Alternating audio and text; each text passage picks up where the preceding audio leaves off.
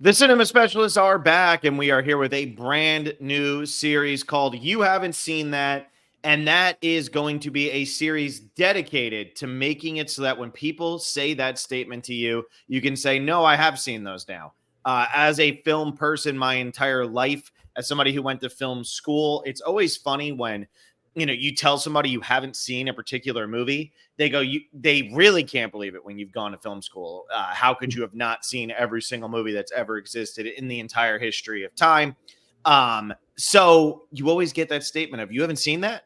And it's always like, yeah, that's why I just said to you that I haven't seen it. It's like, you don't need to reiterate it. I like, why are you so shocked? But there are certainly movies that are shocking that people haven't seen. So what John and I are going to be doing is each week, we are going to try to do one movie that it's kind of crazy if you haven't seen it. It's more popular. If you haven't seen it, what rock have you been living under? Now you finally have a reason to watch it. And our other movie is going to be something that's a little bit less popular, maybe one that you should have seen, but you'd never heard of, or it just kind of drifted by you. It's a little bit harder to find. And that's where we're starting with this. And that's why we're starting with Godzilla from 1954 and Godzilla from 1998. Obviously, we're recording this on a Monday at noon. So if you are there and you are listening to this, like this video, subscribe to our channel. This is going to be the main staple series now of the Cinema Specialists. We did some brackets last month. If you haven't checked out those brackets, make sure you do. They were a lot of fun. John and I had a great time talking about Adam Sandler. We had a great time talking about 90s sports nostalgia movies, and we had a great time talking about the most popular movies of all time. We also had a Dune Part 2 review in there, so make sure you check all of that out. Our Marvel series will come back about a month before Deadpool and Wolverine comes out. We are going to be finishing out and catching up, and then every time one of those movies comes out, we'll just add to that series. But for now, this is what you should be expecting from us moving forward. There is no limit to how many we could do. If you have suggestions, we're trying to make these movies somewhat relevant to something that's coming out. Obviously, this one's easy because Godzilla Kong, the New Empire, just came out. So that's an easy one to say, look, we're going to do 2 Godzilla movies and talk about them. However, they're, later on, we've already planned out for our first 2 months. We're being a little bit more loose with this. We're not necessarily saying, oh, it must be something that is insanely related to something else that's going on. So we're going to be loose. It's going to be fine. We're excited to sit here. We're excited to talk about this. We hope you're as excited for this as we are. And as we said, if you have suggestions, if you have anything like that, we just kind of want the 2 movies that we are discussing to have some relation to each other. That's the biggest thing, whether that's an actor, a director, a writer, genre, it doesn't matter. Or one could simply be a, air quotes, remake of the other in Godzilla 1998's world. So anyway, John, welcome back. How's it going? Glad you're going to talk 3 minutes into the podcast. Yes, I'm allowing you. What's going on? Great. I am very excited for this series because it's going to let us talk about a lot of movies we didn't have an excuse to talk about before. And now we do have an excuse to talk about them. We get to talk about movies. Like you said, people probably should have seen at least one of these movies that we're discussing today. And if not, they should probably watch the other that they haven't seen. Yeah. And what I think is fun about this is there is no requirement, right? We don't have to sit here and say, oh, well, it's in our top 100, or how does it relate to our top 100? We can literally do this until the end of time because we can do every single movie that's ever existed if we really wanted to. Sorry, John, can you hear my dog barking in the background? A little, yeah. Nice. Well, my dog's going to be going crazy a little bit here. We have somebody looking at our house because we're going to paint our house.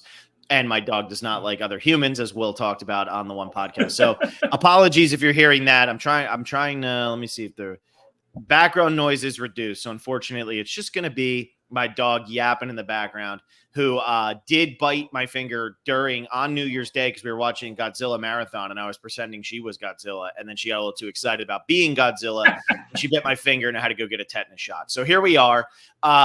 John, Godzilla 98, Godzilla 54. We are saying that Godzilla 98 is the more popular one of these. And I know Letterboxd disagrees with us, but if you go on IMDb, it's not even close. Not even remotely close. 1998 has over 200,000 ratings there, and the 54 original version has 39,000. So it's not even close. And Letterboxd is a little bit more of cinephiles. So I'm going to go based off of being that the 54 version is in Japanese, it's in black and white, it's from the 50s, that more people have seen the 1998 version because it's just honestly more accessible and easier to find. But we're going to be talking about both of these kind of simultaneously. So, yeah. John, what do you want to say first? Because I know you have thoughts. I do have thoughts. What was your first experience with Godzilla? Like, of these two movies, which one did you experience first? What do you think, John? 98, obviously, right? Of course. I went and saw it in theaters. It was the year after Armageddon, right? Because Armageddon was 90. Wait, Armageddon was 98. It was the same year as Armageddon. Yeah. This was when me and my dad were going to theaters a lot. And so now, it would be like, oh, of course we're going to go see the Godzilla movie. Why would we not? No matter how bad the reviews were. And it was an easy movie to take your child to go see. So yeah, I saw the Godzilla version in theaters. I had not seen the 1954 version until 2021. That was the first time I watched that movie. I was never really big into the Godzilla things. I always thought that they were super corny because you catch them on AMC or TCM or whatever it was. And it would always be you'd be catching them in the middle and they always seem so cheesy and the music and whatever. So I was always like, whatever, not a big deal. And then finally, as Raptor 8415 says, a lot of people have probably seen the 1998 one as a kid. You have to actually seek out the 1954 version. Finally, I said, you know what? I'm going to seek out the 1954 version. I sat down, I watched it, and I loved it. It's a great movie. -1 is better, but it's a great movie, and it's one of those monster flicks that you absolutely should have seen. But anyway, sorry to steal your thunder there. What did you want to say?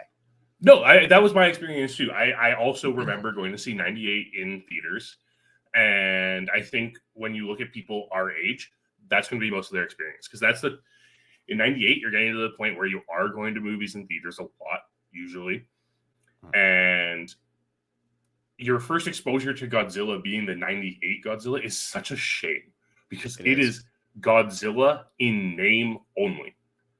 Nothing else about that movie is Godzilla. What movie is that, John? What movie did that want to be? Like 98 Godzilla? Yeah, what movie was that trying to replicate? Feels more like Aliens. Jurassic Park. I mean, yeah, that makes sense. I mean, 5 years later. Jurassic Park. 5 years later, they, instead of it just being, oh, here comes the one big monster, it's now we're going to have the raptors, essentially. And we're going to chase them around Madison Square Garden rather than chasing them around, through whatever it would be, like the convention center at the place. What is that called? Yeah. Why can I not think of it? The Welcome Center? You know what I'm talking. Yeah, thank you. The Welcome Center. I could not think of the word welcome. But rather than chasing them through the Welcome Center, now they're going to chase them through Madison Square Garden. It wanted to be that, down to the fact that the baby Godzillas are literally just raptors. That's all they are. Yeah. Yeah, no, that's a very good point. And it's really interesting when you look at 98's Godzilla because I don't think there's anything that really works in that movie. I know there are a lot of people who have a fond place in their heart for the 98 Godzilla. I'm one of them. Like there's a fondness for it because it does have that childhood memory for me. It spawned an animated series about Godzilla, which most people probably don't remember because I remember it existing. I don't remember what it was about at all. But when you look at this from like a film perspective, it's just so bad that, yes, there are people who like it because it's bad, but the dialogue in this movie is terrible. The acting in this movie is terrible. The casting in this movie, the directing, like every aspect of this movie is just straight bad. Yeah, I gave it 2 stars because it does have the nostalgia factor and it is just like pure schlock. There's something entertaining sometimes about just pure schlock. You know exactly where this movie's going to go. It's so cheesy. It's so over the top. And it just keeps going in that direction and doesn't stop. Half the decisions don't make sense, but it's an action movie and it's the most generic action movie you could ever imagine. So I did give it 2 stars for that. What really makes me laugh, though, is, John, you said it off the bat. It's Godzilla in name only. Mm-hmm. To take Godzilla out of Japan, because this was the first one that took Godzilla out of Japan, right? Or that wasn't made by a Japanese company. I know Toho wasn't actually involved. This was the first American Godzilla. Well, with the exception of like the redub of the original. Yeah, that doesn't count. This was the first actual American Godzilla that was made by America fully. Yeah. It doesn't make sense because when you're a kid and you watch this Godzilla, you think Godzilla is just a giant monster who attacks people. the whole point of Godzilla is the allegory to the H bomb and what Japan went through, and all of that. And you see that in -1. You see that in the original Godzilla. And I haven't seen. I saw Godzilla versus Kong, not this last one, but whatever one in 2021, the one that came out right after when COVID had just kind of started to die down, so we were allowed to go to the theaters again. I saw that one, but it's kind of like they forget when you put it in America what the whole basis of Godzilla is. Mm-hmm. And that's why it's so funny to watch the 1998 version now, because you can see that it's like, we are going to make money off of this because it has the Godzilla name. What is it really? It is really a Tyrannosaurus Rex running around and a bunch of velociraptors coming out in New York City. Wouldn't that be cool? And also, what happens, I think it was the year before this, The Lost World, 2 years before this, whatever it was, The Lost World comes out. And that happens in San Diego. So it's like, look, we can see dinosaurs on the West Coast. That's what this movie is. And they'll get the radiation involved in this movie. But it's not the point of this movie. Like the why does Godzilla exist is total nonsense in this movie compared to what the 54 version was trying to say. So the 54 version is infinitely better. There's no question about that. It's just they don't even belong in the same genre. It's so funny how, if you watch 98 and then you turn around and watch 54 immediately after, like I did, you sit there and say to yourself, what the hell did I just watch? So, yeah, why do you think, with Toho being involved with the 1998 Godzilla, because they were one of the producers on it. I don't know how much they were involved, but they were one of the producers on it. Why do you think that this was what the story was with this movie? I think there are a few things to consider. I think, for one, Toei's involvement is just that, they have the rights to the franchise. Good point. Look at who directs this movie. It's Roland Emmerich. Yeah. Like, this is a disaster movie, which, to be fair, Godzilla is kind of a disaster movie when you break it down. Like, the 54 version really is a disaster movie. It has like a 20-minute segment of Godzilla just stomping around Tokyo. And that's fine, because it really works in that movie because of the allegory behind it. When we get into the 98 version, I think there's just so much nuance to Godzilla. And when you're bringing it over for an American audience, how are you supposed to say, hey, by the way, Godzilla represents America and it's bad? You can't do it. No. You can't do it, because the whole thing, like, okay, so bringing this into the conversation of Oppenheimer, which came out this past summer, and a lot of people were saying there should have been Japanese involvement in that movie. We should have seen their point of view. And the whole point is, like, no, we're seeing Oppenheimer's point of view, because Oppenheimer wasn't actually putting a face to the Japanese people. He was still felt guilty about it. He still didn't want to do it, but he didn't have to put a face to it. And this movie is this is the Japanese version of that, in my mind, of, we are saying, would we go to the same lengths that America went to the end of this movie when they have the oxygen destroyer? Yeah. And this guy feels so guilty that he has the oxygen destroyer, because he knows that the politicians are then going to want to turn it into a weapon. A-bomb versus A-bomb, H-bomb versus H-bomb. He knows that this is what's going to happen. And so he doesn't want that to take place. And he knows that by throwing this into the ocean and destroying Godzilla, you are also destroying how much it's turning into an aquatic graveyard. You're destroying all of the marine life that lives off the coast of Tokyo. It's the same thing that America did to destroy and air quotes, Godzilla, which was, to get rid of the Japanese military and stop them from, continuing the war. They dropped an atomic bomb that was ultimately used didn't matter that it was going to decimate everybody. That's what they did. And we see Oppenheimer in the movie Oppenheimer dealing with the struggles and not wanting to do that and all of those things. But it's funny how this movie completely parallels that, and how Nolan's movie is really paralleling that. But that's why you can't make an Americanized version of this, because we were the ones who dropped the bomb. We weren't the ones who were attacked in this scenario. And that's why Godzilla is, we talked about this when we talked about -1. The thing with Godzilla is, when Godzilla destroys the towns or the cities, and is killing people relentlessly with no reasoning. And when they can't figure out, how do we destroy this? Can we destroy this? Is there anything we can do? This is exactly how Japan was feeling about the bomb that had been dropped on them. And Godzilla was just a replacement for that. It's a giant monster because it's something that you can see, that you can visualize, but it was meant to be that. And America, if you make an American version of this, it almost always has to be the nonsense that has come out in the last, since 98's version, which is 26 years now. It almost has to be this of just blah, blah, blah, blah, blah, because there can't be a deeper meaning to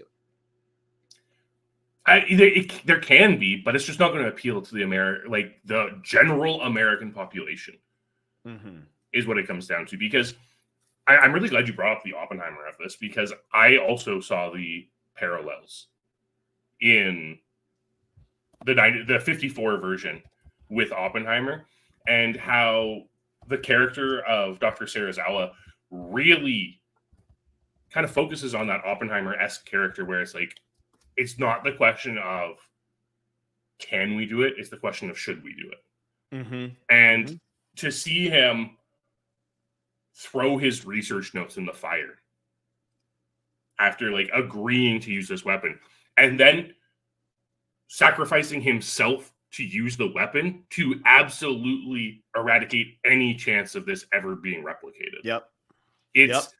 It goes that extra length that it never felt Nolan's Oppenheimer did in the conversation. And this is a movie from 70 years ago that's an hour and a half long and is dated to some extent. But the themes that it's presenting are these themes that are so present in today's life, where the 54 version of Godzilla still feels relevant to this day. This idea of the pursuit of science and how far is too far. Are we going to ultimately destroy ourselves in this pursuit to discovering more knowledge? Yeah, exactly. And who are we going to, not only just destroy ourselves, but who are we willing to kill? Who are we willing to sacrifice in order to make this happen? If we're is this for the preservation of our people or the preservation of all people? Right? Yeah. And you see that with Godzilla. It's so much of, we are trying to preserve, this is a Japanese problem. There is nobody else who's dealing with this. And I think that's very important to the movie, that it's insulated in Japan, because in Japan, they were the ones who were affected by the bomb. The other countries around the world had not had a bomb dropped on them. It was Japan who had it. So for this to be insulated to Japan, and now you're seeing Japan, a country that is very focused on honor and things like that, having to figure out how do we do this? How do we go through this? Is there anything we can do? And I also love the discussion in this movie from the professor or whatever he is, the dad of Amiko, when he says, why are we not studying the effects of radiation and why it's able to handle this? Because that was another thing that at the time people wanted to know. Is there a cure for the radiation poisoning and things that have happened to so much of the population? People being wiped out years and decades later because of the sickness and because of just of the air quality and everything. Was there a way that something could be gained from this? But it always comes down to, we must destroy. We can't worry about the positive that could come from this. We must focus on destruction. And that is what this movie is stating, in my opinion. And real Nicolas Cage says Godzilla 54 is one of a kind. It truly is a one of a kind movie. Is it dated? Yeah. Did I give it 3.5 instead of 4? Yeah. There's certain things about it where I'm just like, whatever. I know. I probably should give it 4. But the thing is, I've never been a huge monster movie guy. As I sit here with you see the shirt? Your Creature from the Black Lagoon shirt? My Creature from the Black Lagoon shirt. They had this at Universal Studios Orlando, and I went the last time. It's a freaking amazing shirt. If you're listening, make sure you go check out the shirt. It's really quite funny. But it's all these deep, heavy, hard-hitting meanings that make it make sense that Godzilla then turned around and had a massive franchise, right? It almost reminds me of Planet of the Apes, where Planet of the Apes, the first one, is so deep, and then it starts to get a little less philosophical until the reboots. But with this Godzilla, you see it. And then in Godzilla 98, it's what if we just made an action movie with this and we didn't really concern ourselves? And it's funny because you could make a movie with the exact same plot and you could just call it T-Rex and it's going to do half the box office, but it's going to be the exact same movie.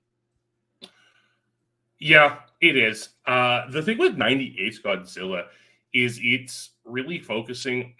It feels like it just didn't grasp the allegory of the original. Do you think Godzilla. it didn't grasp it or didn't care about grasping it? I think there's a difference between those two things. I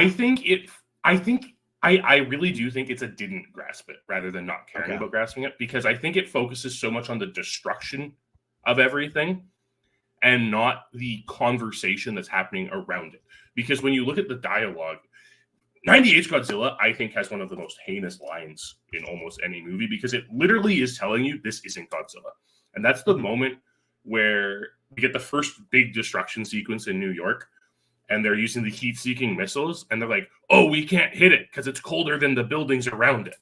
Yeah. Terrible writing. Terrible writing. Godzilla literally performs nuclear fusion within its body. It's going to be hotter than any building. That's literally the writers of that movie saying this isn't actually Godzilla. There's no atomic breath. There's atomic breath in 94 and in 54. Yeah, at first I wasn't sure what it was. I was looking at it. I'm like, what are you? And then it started melting stuff. And I said, oh, okay, good. We're good. Got it. I understand now. Yeah, exactly. Yeah. Why do you think that they were so obsessed in this movie with making it so that they were asexual and could give birth? That was literally the plot of Jurassic Park. What did I say, John? Yeah. What did I say? No, you're right. You're right. You know what I mean? And it's funny because they sacrificed the things that made Godzilla Godzilla for the sake of making essentially another Jurassic Park movie. Yeah. Yeah. I mean, a big part of the 54 version is Godzilla is the last of its species. It's mentioned the last. It's the so many times in that movie that it's not like, you know, the use of and the testing of the H-bomb didn't create Godzilla. It awakened Godzilla. It was this ancient being that had been slumbering and then was awoken by the use of atomic weapons and somehow had this resilience to radiation and gave it radiation powers and things like that. Whereas the 98 one, it's hinted at that radiation caused this through the Chernobyl worms and everything like that. I think it's kind of a disservice to the 98 Godzilla to say that it's a T-Rex, because it's definitely just an irradiated iguana, as very heavily hinted throughout the movie that that's what it is. But again, it's going for like the T-Rex of it all. So it is. It's still going for the like a T-Rex in. I mean, even the way Godzilla looks and walks, it doesn't look like Godzilla. No. And I mean, like, Godzilla's obviously evolved since. I guess not really. Not really. Kind of, like we kind of went back to the original Godzilla design. I mean, what were the other versions of Godzilla? I feel like every Godzilla movie I've seen, Godzilla looks very similar to the OG Godzilla. Yeah, eventually, at least. Shin Godzilla has like an evolution sequence for Godzilla that starts it looking very different, and then it eventually becomes like the Godzilla we all know. I haven't seen Shin Godzilla. That's the one you always talk about the most. I mean, it's made by Anno, and you know how I feel about Anno. So yeah. But circling back on 98, I think that when it comes down to it is there's just so much focus on destruction, and 98 almost gets it, where there isn't a lot of Godzilla in that movie.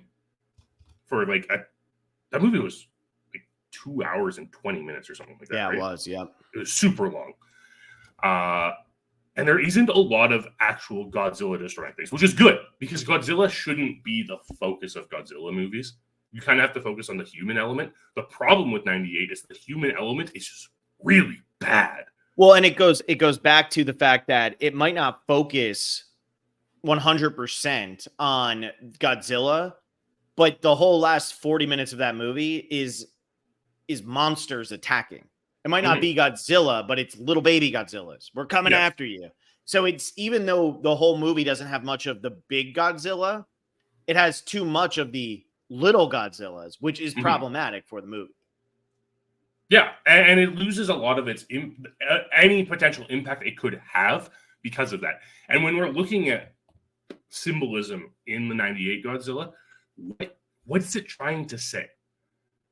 Because there could be a discussion about American militarism. Like it's There's kind of not. underlined there with Really, the they presence of somehow the make the military. French people seem like the bad guys. Yeah, I don't understand what the involvement of the French Secret Service or whatever they are, like intelligence. Jean Reno's community is. character is very interesting to me in this one because, and by very interesting, I mean, I don't get it, because he starts off as like, I'm a doctor, I'm coming in, I'm going to talk to you, and what are you going to say? And then you get the Kaiser Soze scene of Godzilla, but it's really Kaiser Soze. It's the exact same scene, shot the exact same way. It's so funny. I'm talking about when the guy who's pulled off the barge in The Usual Suspects is like Kaiser Soze. You know, it's that thing. So then all of a sudden he becomes, I'm an insurance guy. And it's like, what? When did that happen? And then it becomes, now I'm actually like in control of military stuff. And I feel like they're trying to keep us in the dark about what he truly is. But then I'm left saying, why do I even care what he truly is? Like, what is the point of what I'm watching right now? Yeah. I just don't understand the involvement of them. It seems like a way of progressing the plot once Matthew Broderick's character is kicked out of the military involvement because he leaked the story. Yeah, which they had to do because they needed a love interest. John, what did you think of the love interest in this movie? It was bad. It was so bad. It makes no sense. I dated that guy in college. Cool. Sweet. And you feel like you're being used at your job because you are. You're being sexually harassed. And your response is, I'm going to go hook up with my college boyfriend. Yeah. That'll show these guys. Yeah, all of that stuff is very, very cheesy. Very, very cheesy. And to be fair, like the romance that is in the 54 version, also kind of cheesy. I guess the thing with the 54 version that's a little bit more forgiving is I don't feel like the 54 version, and maybe who is the main character in your mind of the 54 version? I have to go with probably, I don't think there is a main character. And I think that's what's important about the 54 version is that it is really going with this ensemble focus to which it. Is why I'm more forgiving of the fact that it has a cheesy romance, because I feel like the cheesy romance is thrown in there because it's a 50s movie and it needed to have one, not because that was the only way it was going to be able to develop the characters in any way, shape, or form. Does that make sense? It does. And I also think it's more forgiving because the cheesy romance between Emiko and Hidato is really focused on this idea of it's getting the conflict between Dr. Yamane and Emiko's opposing philosophies on how to approach Godzilla. Yeah. And that's what the romance is doing in that movie. The romance isn't a focus of the movie. It is a way to keep the conversation of what the movie is about going throughout the entire film. Because you see at the one part in that movie where he's talking about, we're going to do, I'm going to propose, I'm going to ask for your father's consent today. And then the father comes in and he's, I can't believe we're not doing the radiation thing. And then Yamane, is it Yamane? What's his name? What is it? Hidato. Ogata. That's his last name. That's his name. I'm going to say Ogata because that's what I remember popping up. But so Ogata, you see him say, no, I think that they're right, this, that, whatever. And then that pisses off the dad. So you're right. It is driving that. What is Matthew Broderick's relationship with the actress who never did anything again? What is their relationship doing for this movie other than saying, oh, cool, they're going to go on a silly chase here.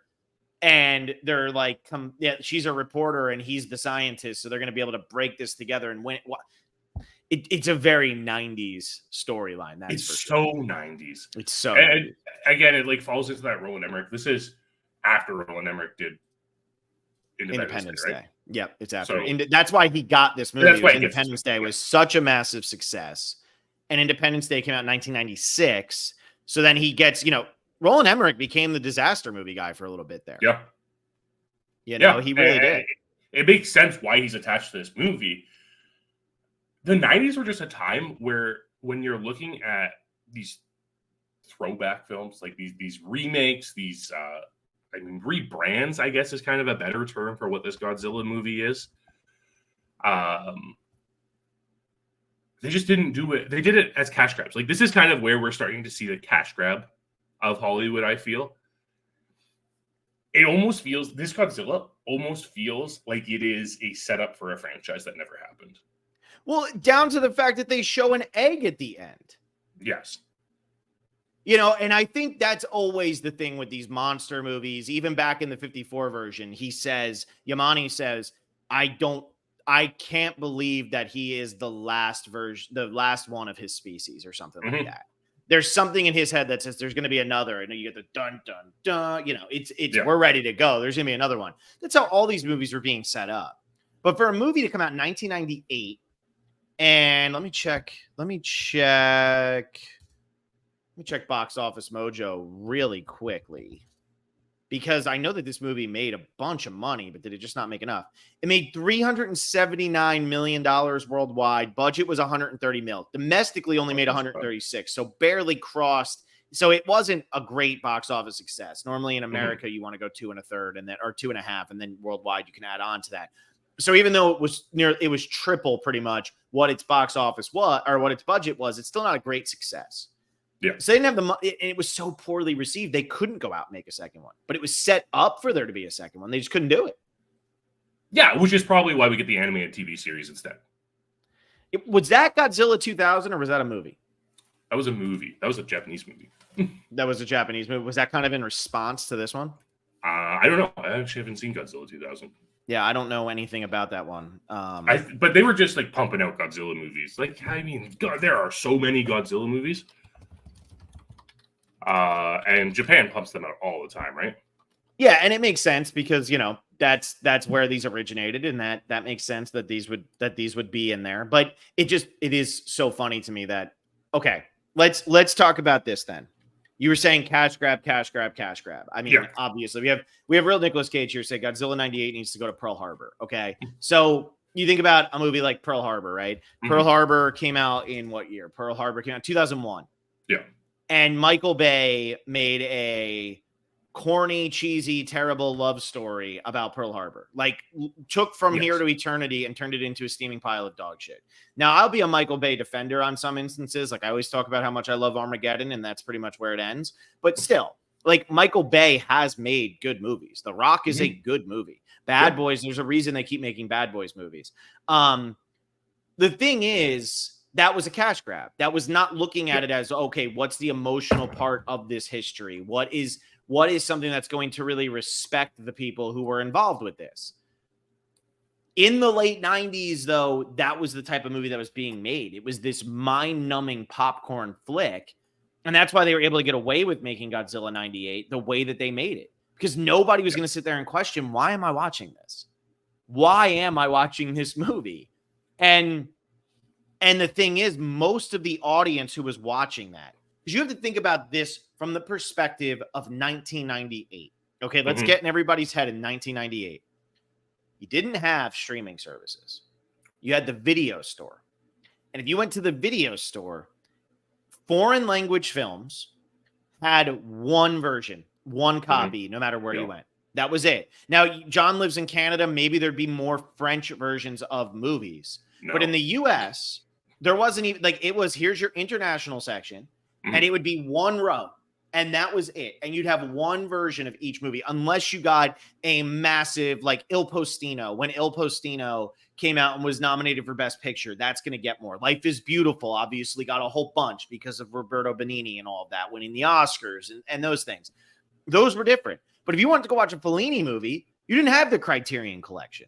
You didn't have Canopy or Prime Video or anything like that. You relied on your video store. And if it wasn't there, you couldn't go online and buy the movie online. You had to go to a store and hope that they had it. Now, there were some great ones. FYE used to be amazing. FYE obviously has fallen apart and just become nothing. But FYE used to be amazing, whether it was with CDs or with videos, it was VHSs or DVDs, didn't matter. Most people going into Godzilla 98 probably hadn't seen Godzilla 1954 because it was not an easily accessible movie. If you were a huge Godzilla fan, if you were a child who grew up with Godzilla, you might have gotten the box set as a child. You might have bought the box set as an adult because you thought they were fun, cool monster flicks. But if you weren't into monster flicks, it's not like Godzilla 1954 was playing on TV every day. It wasn't accessible. So a lot of people go into Godzilla 98 just knowing, oh, it's a giant monster. And that's all they thought it was. And that is why Godzilla 98 could get away with, in these newer versions, like I said, I only saw the one, and it's nonsense. It's okay movie, but it's just nonsense. They have to make these movies better now because people know what these movies are supposed to be. Godzilla 98 had no such pressure. It's true. And even if you look at it, look at the perception of Godzilla in 98, right? Yeah, we're talking about the 1954 version. That was 44 years before this movie came out. And Godzilla had kind of become a jokey franchise by that point, too, right? It really embraced the kaiju genre that it was. It had lost a lot of the allegory, especially out of the Showa era into the Heisei area. So Godzilla is kind of not as focused on the symbolism and everything. And it was more, hey, cool, big monsters fight big monsters. And Godzilla had become a friend of humanity by that point. Yep. So really, 98 kind of revitalizes Godzilla and making it like the big bad of the movie again. But it just does it in such a poor way because it's Roland Emmerich. It's a disaster movie. Yeah. That's all Godzilla 98 is. Yeah, that's a good point, too, because I think a lot of people, if you've only seen the original Godzilla and then you haven't seen anything else, and and then you maybe go watch some, later on down the line, but you haven't seen them yet, you forget that Godzilla essentially becomes the hero of those movies. And the villain of those movies is whatever monster he is attacking. Which is what the latest, the legendary is Kong the hero in this one still, or is it actually Godzilla? This is a King Kong movie. It's not a Godzilla movie. That's how the other one I saw was too. They're all over. Kong's actually the main protagonist of this movie, and you spend a lot of time with. There's a long segment of this movie where not a word is spoken because King Kong is the character you're focusing on. Did you like that, John? I know you like when people don't talk in movies. I do like when people. I actually didn't mind this movie, this latest movie. In all honesty, was it good? No, it was pretty bad, but it was enjoyable. It was what I expected out of a legendary kaiju movie. I am much more pleased that we have switched up and that we're not doing the Marvel thing anymore, because I am so much more into not having to go to the theater and see that movie right now and just sitting down and watching these two. I really am. I'm so much more into that. So thank you for me. Thank you to me, because that was a movie I saw it was coming out and I had no interest, and we sat down and we talked about this. I'm like, I'm so glad I don't have to just go to the theater and just sit there, find 2.5 hours, because with the trailers and everything, I don't know how long it was under 2 hours. It was wonderful. But our trailers down here are so ridiculous, man. Especially at the theater I go to, they'll do 30 minutes beforehand, and you're just want to smash your head with the trailers. I was out of that theater in 2 hours. Yeah, that's crazy. That's crazy. But I'm glad I just got to sit here and throw on Godzilla 54 when I had time, and that was it. That was the extent of it. So yeah, I have the Criterion Godzilla collection. It's all the Showa films, so it's all 15 Showa era films in this very beautiful book that the Criterion collection does. So it was nice cracking it out, because I don't usually get an excuse to do so. How much was that? How many movies are in that? 15. Okay. It's like did you get that on one of their sales or no? I sure did, because it's regular $300, but when it was $120, I was like, slam purchase. That was when I did the Ingrid Bergman thing. Yeah. Ingmar Bergman. Ingrid Bergman was in Casablanca. Ingmar Bergman. When I did that, I had to buy that for cheap because it was regular $250, and then I got it for $125, I guess, because it was 50% off. It was great. Yeah, but I think really what it comes down to with Godzilla as a franchise as a whole, because Godzilla is always relevant, and it's just become more and more relevant in this year. This year, Godzilla it's the hotness, right? Godzilla -1 was fantastically received. Godzilla Cross Kong that just released this week. Honestly, like the critic reviews are really bad. Audiences love this movie. Mm-hmm. Like people love these Godzilla, and yes, it's not really a Godzilla movie. Godzilla's present and does kind of Godzilla things in it, but people really enjoy Godzilla, which makes going back to these older Godzilla movies so much better now. Because first off, you can like when you go back to 54, you see where it all began. You see the blueprint for what -1 ended up being this year. That's what I was gonna say. You can see how Godzilla -1 and all these other ones want to replicate what Godzilla 54 was doing and not what Godzilla 98 was doing. Mm-hmm. And then when you look at 98, you see how the American Godzilla films got made the way they were made too. Mm-hmm. Because the association with the American public and Godzilla is giant monster attacks things. Mm-hmm. And even when we look at the legendary movies, now Godzilla is that friend of humanity. I mean, they literally use the phrase like protector of nature in this latest movie. Mm-hmm. And the entire purpose of Godzilla in these legendary movies now is fight the other kaiju. Like, that's mm-hmm. it. They don't call them kaiju, though, because they don't want to use Japanese words, I guess. But despite the fact that they're two very separate franchises, the DNA is still there from the beginning. And one of the points we really need to talk about with both of these movies is the special effects in both of them. Yeah. Because let me tell you, 98 special effects are awful. You didn't like my review? I thought I did. Or maybe I was intending to, but I had to watch the movie again to realize that literally everything is very terrible CGI in that movie. Every single thing in that movie is horrific CGI. And my review was just, I can't believe they used only practical effects for this, because every single shot in that movie is terrible CGI. It's insane the things that they will CGI. And like the buildings collapsing and stuff, it really made me appreciate how far special effects have come. Because even though I'll sit here and I'll rip some of the Marvel movies and everything and be like, "Ooh, that doesn't look good. That didn't age well." All is a hell of a lot better than whatever the hell was the most money they could put into this movie. That's for sure. Yeah, but conversely, look at the special effects in 94 or in 54, because there are a couple things that I think it does really well. First off, it chooses its moments to show things. Mm-hmm. It's almost like they realized their limitation, so they just didn't show it. The first time Godzilla shows up, you don't even see him because it's nighttime. Yep. They almost make it seem like it's a storm instead, and that's what the conversation is. Absolutely. And then, like when the oxygen destroyer is shown, rather than show us that sequence, they just show Imiko's reaction to it.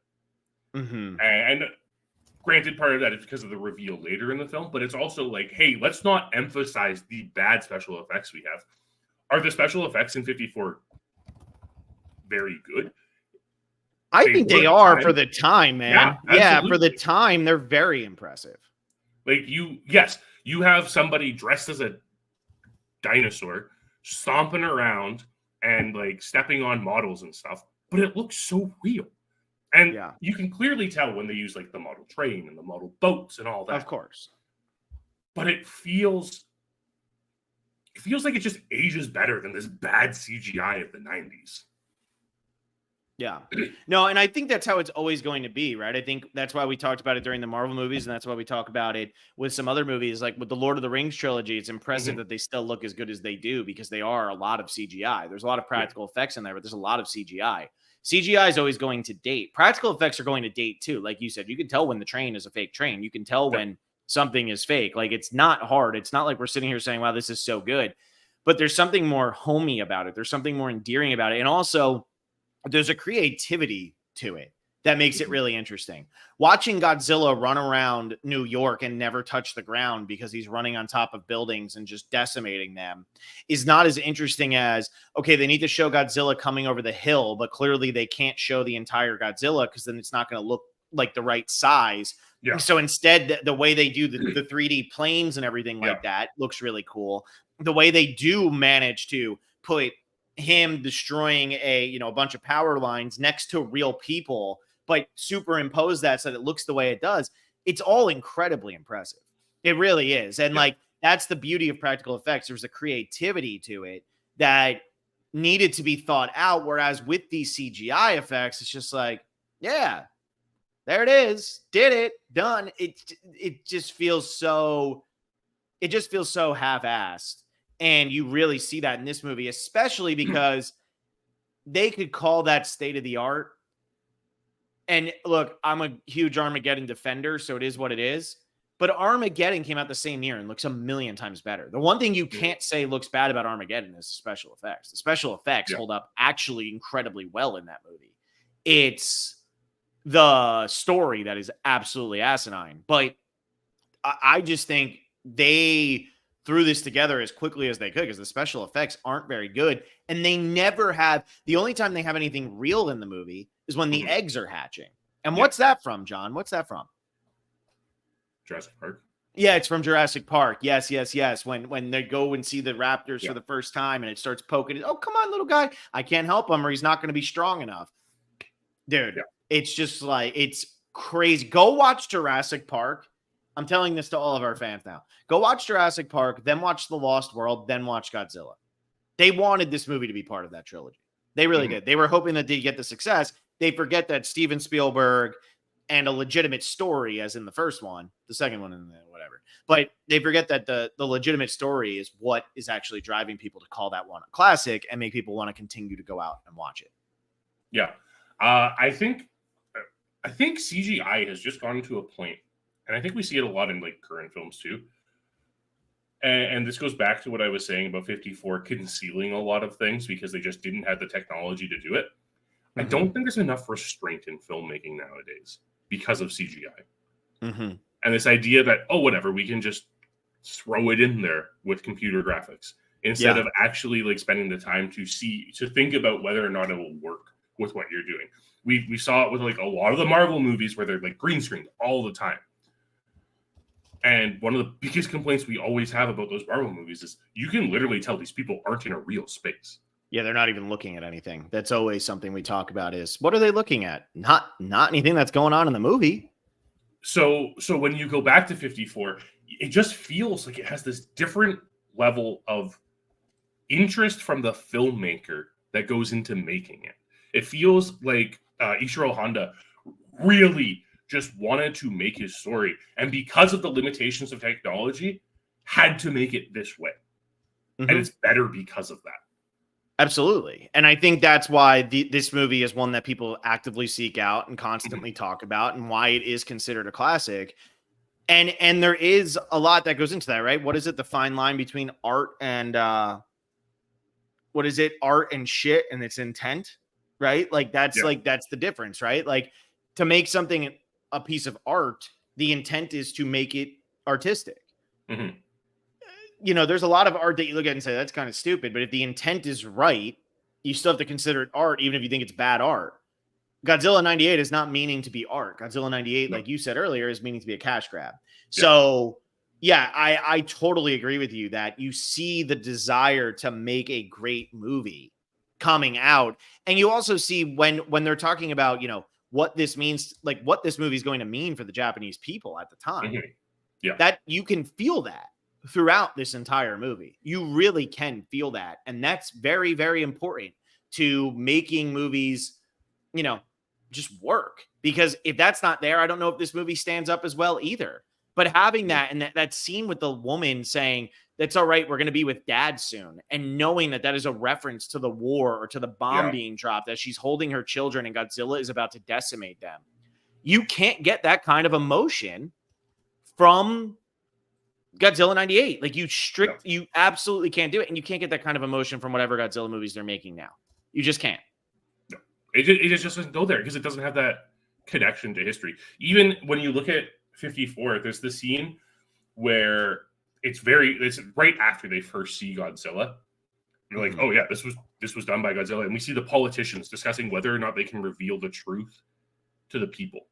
And like, that's so much about what this franchise is about, is this idea of who's controlling information, what is the information going out there, and what are we doing about it as people? When we look at -1, right? The government and the Navy didn't want to get involved with dealing with Godzilla, so it was people who volunteered themselves to do it. Yep. And that's where the soul of these Godzilla movies comes from, is the strength of the Japanese people to fight against these horrible things that were done to them. Yeah. Yeah. Anything else you want to say about these Godzilla movies? I know we're trying not to just go half hour, like we were doing with the past one. So we've kind of talked about these over the top of each other a lot. So it makes it a little bit harder to say, like, did we hit all of our points? Do you have anything else you wanted to say about them? What a year 1954 was for Takashi Shimura. Okay, let's hear it. Well, Takashi Shimura plays Dr. Yamane, right? Mm-hmm. He was also in Seven Samurai that year. Really? Yeah. Was he in Tokyo Story? That's a good question. I don't know. I know that wasn't 54. I know he was a longtime collaborator with Kurosawa, and is in like he's in Ikiru, High and Low, Stray Dog, okay, Throne of Blood. Yeah, so he wasn't in Tokyo Story. Maybe it's just because I see him all the time in the Ikiru poster. I don't know. Yeah. Who's the dad in Tokyo Story? I feel like he looks very similar to the dad in Tokyo Story. Yeah, but I mean, like 54, and you come out in two of the most iconic Japanese movies of all time. Yeah, that's good. Yeah, what a year. Oh no, this guy's way older. Okay, I was just misremembering. This guy's so much older in Tokyo Story. It's just misremembering. No, that's a great year. Good for him. Good for him. He's got that look, man. He's got that like weathered, I'm exhausted look. He really just works with so many of these Japanese movies. Yeah, this role is so perfect for him because it's just like, and there's that bit of excitement that Dr. Yamane has this entire movie of, yes, Godzilla's here destroying Japan and everything. But there's that, like, the moment when he finds the trilobite and is like, this is so exciting. Yeah. Right? It's that type of discovery that's really missing. And 98 actually tries to replicate that scene. Because Broderick is in the footprint of Godzilla, doesn't realize it. And at the beginning of the trilobite scene, Yamane is like, what if I told you this was a footprint? Mm-hmm. It's the same thing. Like, it's not like 98 completely disrespects 54 and like ignores its existence. It just doesn't go far enough to really try to be that thing. I think it comes down to a lot of what we were discussing last week when we were talking about the 90s movies. The 90s was a decade of optimism. People didn't want to be looking at the United States as this pessimistic force that 54 has the opportunity to do, but can't outright say because Japan's under American occupation at the time. Yeah, that's true. That's a good point. So it's very interesting comparing that. And I think the problem with 98, and I think it's also why like Gareth Edwards' 2014 Godzilla was a better Godzilla movie than 98, because we could be more depressing in 2014 than we could be in 98. Yeah, no, that's fair. Had to have that optimism, right? Yeah. Well, I would say I am curious for those of you who have listened this far in, and this will be something that I want on every one of our podcasts. Do you all think, or I'm sorry, not do you all think, hang on. Are you all going to watch, or have you watched these movies? Before we did this podcast, had you seen both of these? Obviously, you'd heard of both of these. That's not a shocker. But had you actually seen both of these? That's what I want to know. I want to kind of keep tabs on, and which one did you see if you've seen one, and which one did you not see if you haven't seen it? That's what I want to know as we move forward. Sorry, I got distracted. I was looking over at Twitter real quick, and it just came up that said 2 New Era returnees to feature on season 47. So I'm like, wait, who are these people? Anyway. Godzilla. It's not Godzilla. Yeah, anyway, Godzilla. Sorry, that just distracted me, and that's why I couldn't think of what I was saying. But anyway, yes, I am very, very excited to see what you all have to say. I'm very excited to move forward with this series, to talk about this series, and see where we're going to go with this series. So, John, what do we have next? What are the 2 movies next? It's John Wick, right? That's the week. John Wick and Hard Boiled next week. Yes. So John Wick, the original one, and then Hard Boiled came out in 1992. It is I want to make sure everybody knows that they're watching the right one, because this is definitely John Wick is the popular one here. If you haven't seen it, Yeah. how the other one is, you probably haven't, but you should. It's a John Woo movie, Chow Yun Fat and Tony Leung. So get ready. That's going to be a lot of fun. Excited for this. Oh, it's April Fool's Day. That's why this is up. I got it. It's April Fool's Day. We're good. This is not an April Fool's joke, John. Hard Boiled is seriously our movie next week. If you haven't checked it out, check it out before we talk about it. It is a very fun action movie. John Woo, obviously, really well known for his action movies. And yeah, it'll be fun to talk about that alongside John Wick. So I'm very, very excited for that. And I hope you all are too. Let us know what you think about this series. Real Nicolas Cage already hitting here. I watched the original earlier this year because HBO has a bunch of them. 98 version I haven't seen since I was like 6. Yeah. I think every single Godzilla movie at this point is on Max. I think they have the deal for almost every single one of them. Yeah. So that's where they all are right now. So make sure you check that out. But thank you all so much for listening. Like this video, subscribe to the channel. Let us know what you thought about this first episode. As I said, we've already got all of our movies decided through the end of May. But if you start saying, hey, I'd like to hear you guys talk about this movie or this movie or this movie, start leaving some comments about this, because there's a lot that we can get into with this series, and I'm really excited to do it. Mr. Monkey says, haven't seen either. Want to watch 54 now. So look at that. We're already opening people's eyes to Godzilla's not just a bunch of schlock. It's actually really good filmmaking. So thank you all so much for listening. Hope you enjoyed this episode, and we will see you next Monday. This is going to be a Monday series. Okay, everybody, this is going to be a Monday series, so just get ready for that. We're going to be rolling through. So this is going to be a Monday series. So we'll see you next Monday, April 8th at some time. And yeah, that's it, John. I got it. You done? We good? See you later, everybody.